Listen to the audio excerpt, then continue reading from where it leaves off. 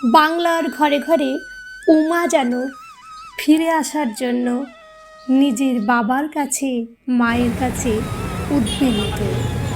তেমনি বাংলার আমাদের সকলের মেয়ে, সকলের মা, আনন্দময়ী মা দুর্গা চলে এসছেন পৃথিবীতে।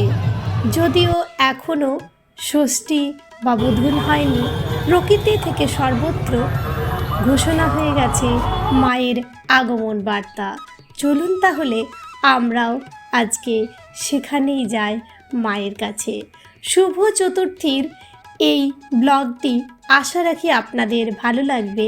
শহরের উৎসব, শহরের আনন্দ, শহরের আলো, মেলা সমস্ত কিছুই জানান দিচ্ছে মা দুর্গা এসছেন। আর আজকে আমরা যে দুটো ঠাকুর দেখব তার মধ্যে একটা হচ্ছে গড়িয়া স্টেশন রোডের আমরা কজন ক্লাবের পুজো। এই পুজো চতুর্থীর দিনে আর একটু মাত্র মণ্ডপসজ্জা বাকি ছিল, বাকি মোটামুটি সাজানো হয়ে গেছে। দুর্দান্ত সাজিয়ে এখানে মাকে সাজানো হয়েছে। সাথে রয়েছে মেলা। এখানে দুপাশে অনেক অনেক দোকান বসেছে, তাই আপনারা আনলে যেমন শপিং করতে পারবেন, তেমনি বাচ্চাকে নিয়ে পরেও যথেষ্ট মজা হবে। সাথে মা দুর্গার দর্শন তো আছেই।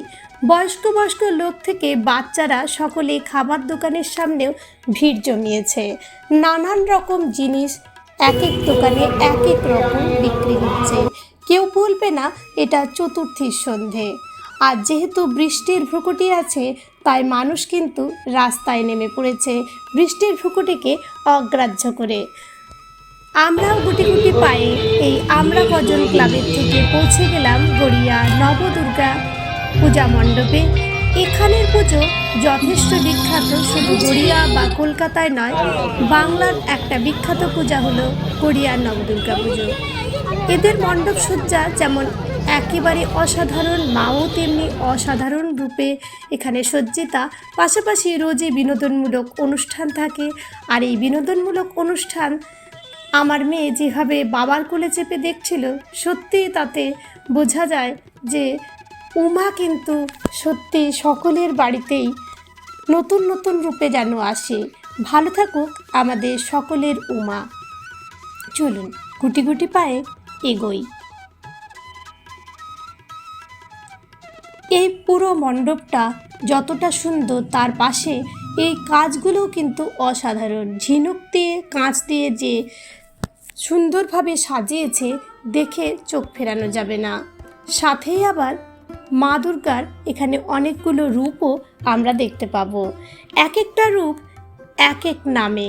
কোথাও তিনি জয়া, কোথাও সিংহে রূপে বিরাজমান, কোথাও আবার তিনি বৈষ্ণবী রূপে। এই রকমভাবে চারটে রূপ একটা সাইডে আছে।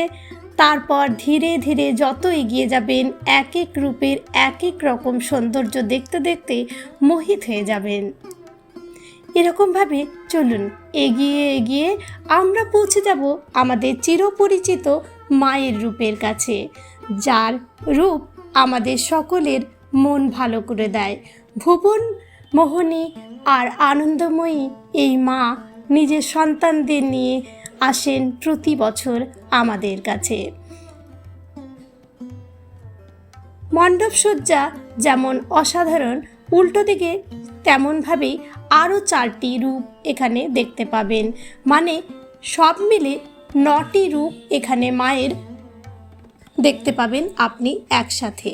সত্যি কিন্তু এক এক রূপ এক এক রকম সুন্দর, আর দেখে কিন্তু যথেষ্ট ভালো লাগবে। চতুর্থীর সন্ধ্যেতে মানুষ এখানে ভিড় জমিয়েছে। ধীরে ধীরে পুজো যত এগিয়ে আসবে, বোধনের আগেই এই অবস্থা, বোধনের পরে ভাবুন কতটা ভিড় হবে। আর অবশ্যই এখানে এসে দর্শন করে যান, ভালো লাগবে নিশ্চয়ই।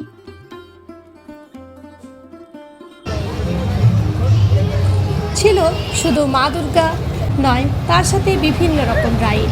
বাচ্চাদের থেকে বড়দের, টিনেজার বা যে কোনো বয়সের মানুষই কিন্তু এগুলোকে যথেষ্ট উপভোগ করতে পারবেন। আর তার সাথে দুপাশে ছিল এরকম বিভিন্ন রকম খাবারের স্টল। এক একটা খাবারের স্টলে মানুষরা যেরকম দাঁড়িয়ে পড়েছে, তাতে বৃষ্টিও যেন হার মানছে। যদিও হালকা করে বৃষ্টি হচ্ছিল, তবুও কিন্তু বোঝাই যাচ্ছিল মানুষের উৎসাহে যে বৃষ্টিকে তারা খুব একটা গুরুত্ব দিতে নারাজ। এইভাবে গুটি গুটি পায়ে আমাদের দুটো দুর্গা দর্শন হয়ে গেল। আর আশা রাখি আপনাদের এই দুটো দুর্গাই ভালো লেগেছে। মা দুর্গার রূপ কার না ভালো লাগে। আশা রাখি এই রকম আজকের ব্লগ আপনাদের নিশ্চয়ই ভালো লেগেছে। যদি ভালো লেগে থাকে প্লিজ একটা লাইক দেবেন, কমেন্ট করে জানাবেন যে আপনাদের আজকের এই দুর্গা দর্শন কেমন লাগলো। চতুর্থের সন্ধ্যেতে আমরা এই দর্শন দিয়ে আজকে পুজোর পরিক্রমা শুরু করলাম। আশা রাখি সামনে খুব তাড়াতাড়ির মধ্যে আরও কোনো নতুন ব্লগ নিয়ে হাজির হব। পুজোর কয়েকটা দিন এই রেসিপি থেকে ছুটি নিয়ে একটু ব্লগই শেয়ার করব। সবাই পুজোতে আনন্দে থাকুন, সুস্থ থাকুন। পুজোতে প্রেম, ভালোবাসা, শ্রদ্ধা একে অপরকে বিলিয়ে দিন। সবাই ভালো থাকবে।